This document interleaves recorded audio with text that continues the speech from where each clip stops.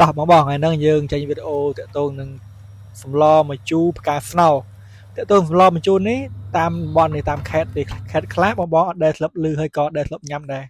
ដូចជាស្លម្ជូរផ្កាស្នោស្លម្ជូរទួយអង្គាសដីឬក៏ផ្កាអង្គាសដីអញ្ចឹងណាថ្ងៃហ្នឹងខ្ញុំនឹងមកបង្រៀនតាក់ទងនឹងចែករំលែកតាក់ទងនឹងការស្លម្ជូរផ្កាស្នោបែបអ្នកសម្រៀបបាទ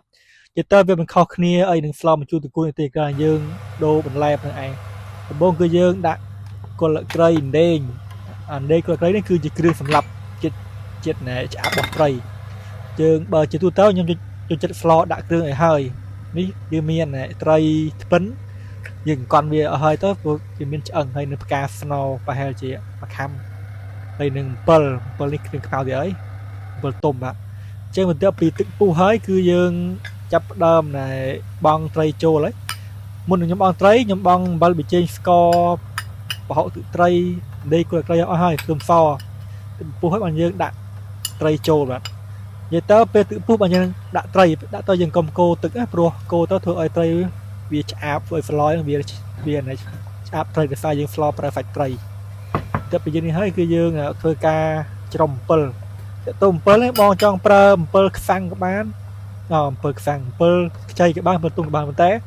ជាទូទៅសម្លម្ជូរផ្កាស្នោគឺយើងប្រើជាមួយម្ជូរខ្សាំងបានញ៉ាំទៅឆ្ងាញ់វាត្រូវគ្នាសម្លម្ជូរផ្កាស្នោម្ជូរទួយអង្គាសដីផ្កាអង្គាសដីគឺយើងបើត្រូវគឺត្រូវជាមួយនឹងជូរខ្សាំងអញ្ចឹងយើងអត់មានខ្សាំងយើងមានតែអំពិលទុំយើងច្រំអំពិលទុំជាមួយទឹកសម្លក្តៅឲ្យវាចូលជាតិគ្នាឲ្យចេញជាតិជូរហើយយើងដាក់ចូលទៅដល់ពីពុះហើយគឺយើងដាក់អំពិលចូលដែលយើងបានច្រំចូលបាទតែយើងកុំភ្លេចភ្លក់ផង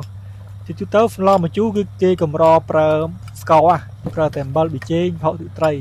តែបើប្រើគេប្រើតិចតួចគេអត់ប្រើស្ករច្រើនទេព្រោះម្ជូរគឺគេកម្រប្រើស្ករហើយយើងកុំភ្លេចភ្លក់ផងភ្លក់ល្មមកុំប្រៃពេកកុំជូរពេកមកល្មមតែព្រោះយើងញ៉ាំមកយើងផ្សិបជាមួយទឹកត្រីម្ទេសបានវាចូលជាតិគ្នាតាក់ទងសម្លម្ជូរគេទៅអត់ទឹកត្រីម្ទេសអត់បានទេបាទនេះតាមចំណង់ចិត្តយើងអ្នកច្រំអំពិលហើយយើងដាក់អំពិលចូលទៅហើយយើងអានេះវាពុះភាសាហើយអញ្ចឹងបងអាចសាកធ្វើញ៉ាំបានហើយវាអស់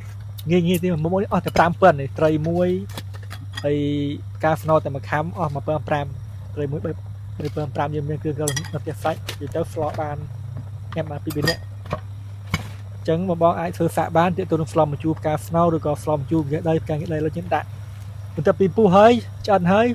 ប្រមូលមកយើងដាក់ផ្កាស្នោទៅយតែយើងបញ្ជាក់ជូនយើងកុំបើកភ្លើងខ្លាំងពេកយើងអាចនឹងពុះហើយបិទភ្លើងទៅទម្លាក់ផ្កាស្នោចូលទៅវានៅកលឿស្អាតបាទវាអត់ឆ្អិនពេកអញ្ចឹងណាព្រោះផ្កាស្នោ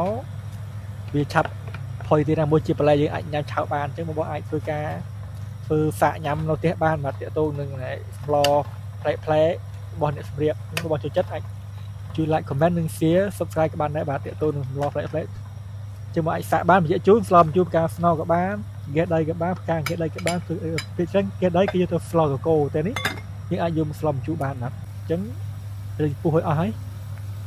បងធ្វើការសាកលបងធ្វើបានចាំនៅរសជាតិគឺជូរប្រៃបាទអរគុណច្រើន